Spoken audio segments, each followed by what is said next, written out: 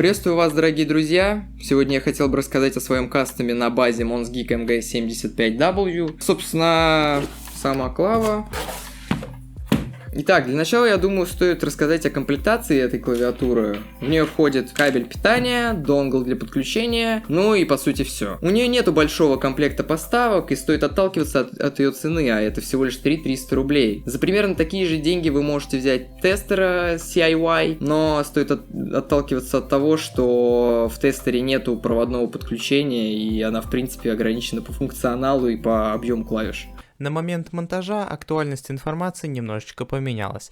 Тестер брать не стоит. Итак, собственно, по поводу самой базы. Она имеет трей-маунт строение, то есть никакого флекса, просто жесткие нажатия, без лишней мягкости. Алюминиевый плейт-маунт стабилизаторы, шумка между платой и плейтом и свитчпады на всей плате. По сути, отпадает нужда делать PFOM мод и тому подобное. Данная клавиатура идеально подходит для тех, кто только начинает свой путь на поприще механических клавиатур. Итак, по спекам моего кастома. Я взял PBT кепки Iceberg Japanese. Ну, собственно, потому что, во-первых, мне очень нравится этот цвет, а во-вторых, вы видели их формат, это же XDA, то есть, по сути, они абсолютно гладкие то есть, все клавиши гладкие. Ну, не знаю, для меня это было открытием, до этого я использовал классические черри профили и решил попробовать что-то новенькое, так скажем. Принт на клавишах выполнен сублимацией,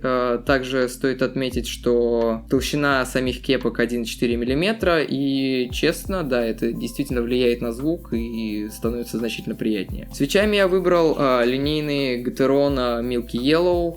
Они были изначально обильно смазаны с завода, но я все же решил вмешаться и исправить некоторые недочеты в заводской смазке. Ну, по сути, пересмазал полностью все свечи, которые были. Влияние на звук, несомненно, есть, и, собственно, всем, кто покупает механические переключатели, я рекомендую смазывать, потому что звук становится просто в разы лучше. Многие скажут, что XDA профиль, скорее всего, неудобен из-за своей плоскости и ощущения, как будто ты тыкаешь в гальку, знаешь.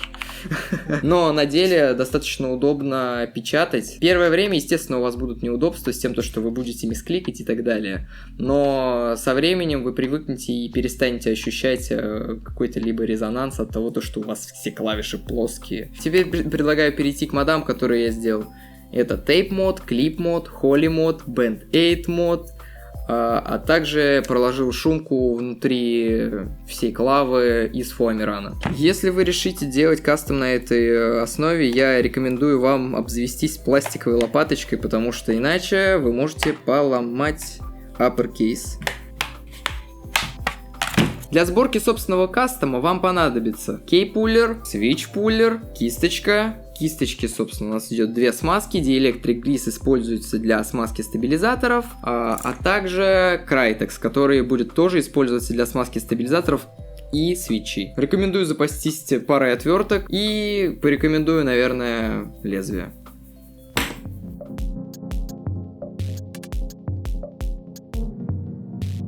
Окей. Собственно, клаву я разобрал, алюминиевый плейт, шумоизоляция из фоамирана, как говорится, делали для себя, все через пень до колоду. В некоторых местах, как вы можете видеть, обрезки, так как пустоты как-то хочется закрыть, и я принял решение просто использовать остатки. Не самое плохое решение, также можете использовать любую другую шумоизоляцию, автомобильная шумоизоляция, шумоизоляция в духе синтепона, который используется в плюшевых игрушках и тому прочее. Предлагаю перейти к модам, которые вы можете сделать дома, и в принципе в этом нет ничего сложного, правда придется немножечко попотеть. Я, например, клаву собирал в районе 8 часов с учетом смазки свечей. Но, как говорится, мы не волшебники, мы только учимся. Перейдем к самому простому моду, и это Tape мод. Tape мод представляет из себя полную проклейку бэкплейта клавиатуры. Я для этого использовал изоленту, многие используют малярный скотч, но, как говорится, кому как больше нравится, потому что, на мой взгляд, с изолентой звук получается более socky, как говорят американцы. Я нанес всего лишь один слой, так как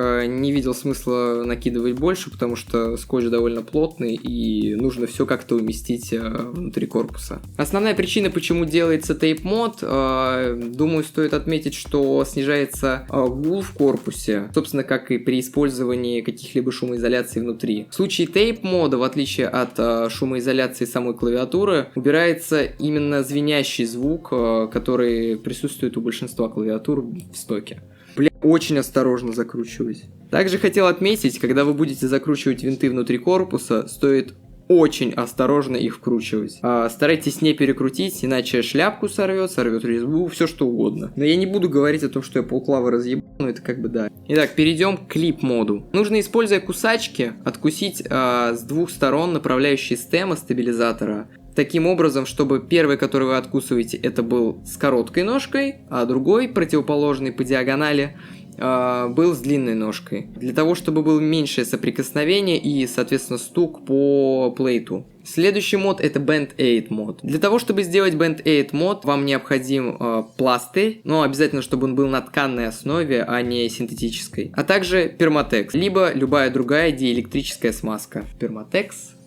Я использую распространенный 811.50. Для того, чтобы сделать Band Aid мод, вам необходимо наклеить на плейт небольшой кусочек пластыря, сопоставимый с размером стабилизаторов. После необходимо смазать кусочки пластыря перматексом. Не стоит делать это тонким слоем, желательно носить относительно средним, но главное не перестараться. Перейдем к одному, наверное, из самых трудозатратных по силам и времени моду, это Holy мод. Для того, чтобы сделать Holy мод, вам также понадобится пластырь, но в данном случае вы будете укладывать его внутрь самого стема. Для того, чтобы разобрать свитч, не имея при этом свитч-опенера, вам понадобится плоская отвертка и прямые руки. Поддеваем его с одной стороны, также поддеваем его с противоположной стороны и вынимаем части. Смазка должна наноситься со всех сторон самого стема, а также вот в этих местах. Для смазки стабилизаторов вы используете Crytex 205G0, можно и другие классификации, но не суть важно. Тонким слоем наносите Crytex со всех сторон направляющего. После необходимо нанести внутри корпуса стабилизатора. Не забудьте, когда вы собираете стабилизатор, вы должны поместить направляющую стороной с двумя дырками и засовывать скобу в нижнюю. Смазку скобы мы делаем перматексом примерно следующим образом.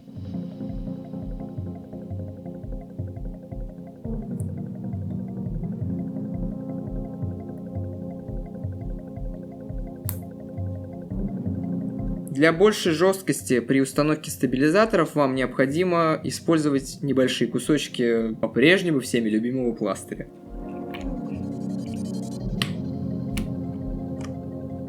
Я проложил в корпус пробела 3 слоя фоамирана по 1 мм, и в принципе я достаточно доволен звуком.